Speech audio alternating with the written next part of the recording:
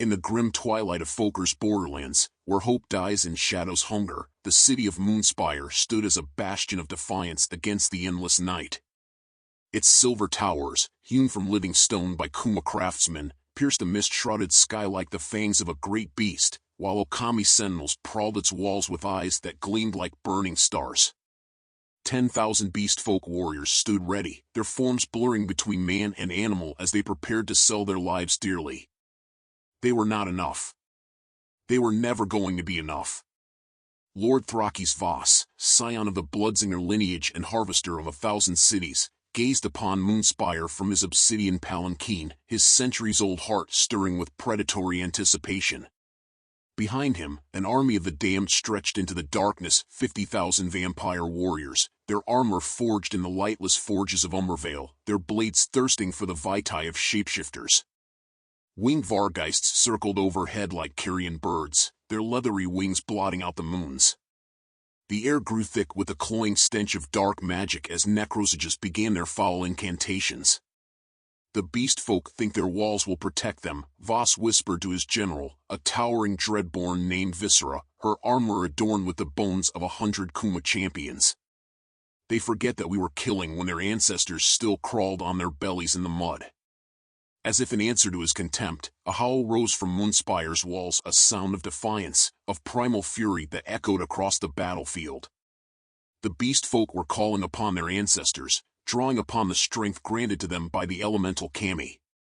The very earth trembled as Tsuchi no Kami's power flowed through the defenders, their flesh hardening to living stone.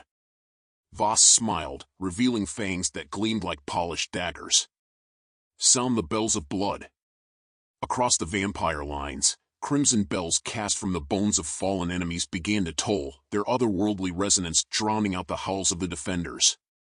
With each peal, reality shimmered, the veil between the material realm and the shadow dimension growing ever thinner. In the spaces between seconds, things that had no right to exist in the mortal realm slithered into being. The first wave of vampire shock troops surged forward, 10,000 strong, moving with unnatural speed across the blasted earth. They met a hail of arrows from Sheikah archers, blessed projectiles that burst into searing light upon impact. Hundreds of vampires crumbled to ash, their centuries of existence ended in moments of purifying flame. Yet still they came, using the corpses of their fallen as shields, their own dead nothing more than strategic resources in their inexorable advance.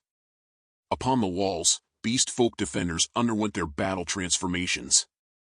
Kuma warriors swelled to enormous size, their flesh becoming living stone, ancient runes of protection glowing upon their fur.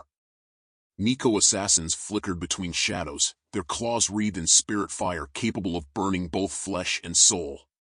Okami warpacks moved as one, their coordinated attacks destroying dozens of vampires in lightning-fast ambushes. Yet for all their ferocity, they faced an enemy that had been waging war since the Crimson Awakening. The vampires fought with the cold precision of predators who had perfected their art over millennia. Blood Knights, the elite cavalry of Umbravale, thundered into battle upon steeds made of living shadow, their lances punching through beast folk warriors with contemptuous ease. As the battle raged, Lord Voss enacted his true strategy. Deep beneath Moonspire, vampiric saboteurs who had infiltrated the city months before began their dark work.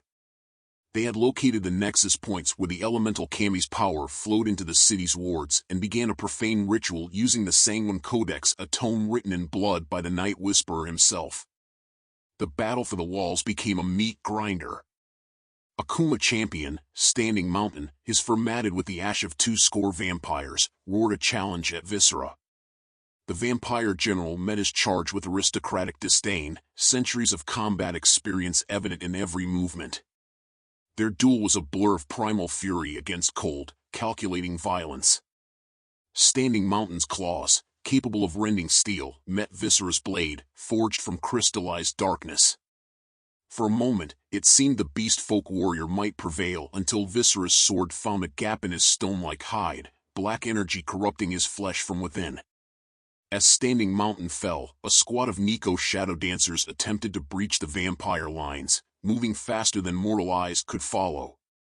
They were met by the Crimson Shrouds, Voss's personal assassins. What followed was a dance of death, invisible to most observers save for the sprays of blood that appeared in midair as the two forces clashed in the spaces between heartbeats. The tide began to turn as vampire necrosages completed their ritual, raising the corpses of fallen beast folk to turn against their former comrades. The horror of facing their own dead broke the morale of many defenders, forcing them to retreat from the outer walls to more defensible positions. Yet hope flared anew with the appearance of the beast folk's leader upon the walls, the Sage of Seven Storms, an Okami mystic of tremendous power. Lightning crackled around his lupin form as he began to summon the strength of Kaze no Kami. The very air came alive with elemental fury as he called down a storm that annihilated thousands of undead warriors. For a moment, it seemed the beast folk might yet prevail. The sage's power rallied the defenders, their forms blurring and shifting as they embraced their most primal aspects. Kuma warriors became living avalanches, Nico Pride warriors moved like liquid shadow, and Okami packs howled with the voice of the storm itself. It was then that Voss gave the signal. In the chambers deep below, the saboteurs completed their ritual. The very foundations of Moonspire shrieked as the city's spiritual wards were corrupted, centuries of sacred protection transmuted into a curse in an instant. The connection between the beast folk and their patron Kami was severed, leaving them spiritually adrift in a sea of darkness. The Sage of Seven Storms faltered mid-incantation as his power was cut off. In that moment of weakness, Voss struck. Moving faster than mortal eyes could follow, he crossed the battlefield in a blur of crimson and shadow, appearing before the sage in a swirl of dark fire. "Your gods have abandoned you," Voss declared, driving a blade of crystallized night through the sage's heart.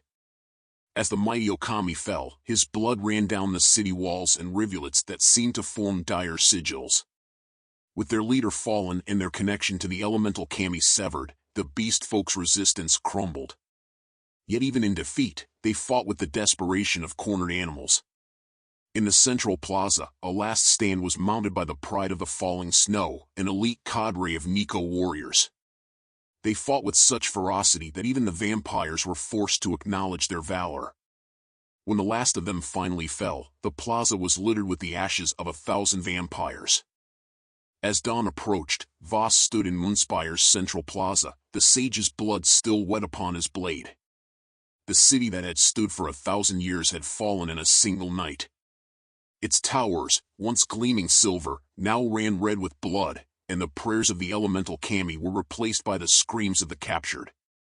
Survivors were rounded up, not for immediate slaughter, but for a fate some might consider worse.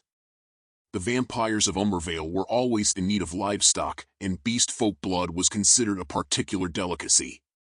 As Voss surveyed his conquest, a Nico elder was brought before him in chains. Despite her wounds, her eyes burned with defiance.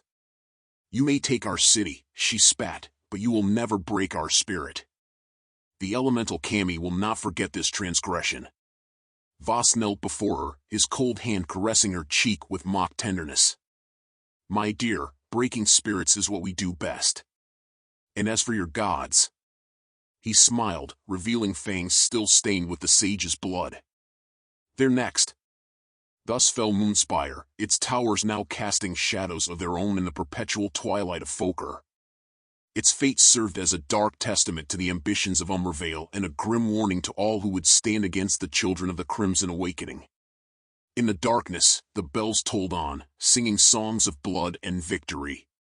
In the years to come, beast folk mothers would whisper to their cubs of the night when the silver towers fell, when the howls of the defenders were silenced by the tolling of crimson bells. They would speak of the valor of Standing Mountain, of the Pride of the Falling Snow, and of the Sage of Seven Storms. But mostly, they would warn of the shadows that hungered, and of the dark tide that was slowly but surely engulfing their lands. For in the grim darkness of Fokker, there is only eternal twilight, and the thirst of the damned is never quenched.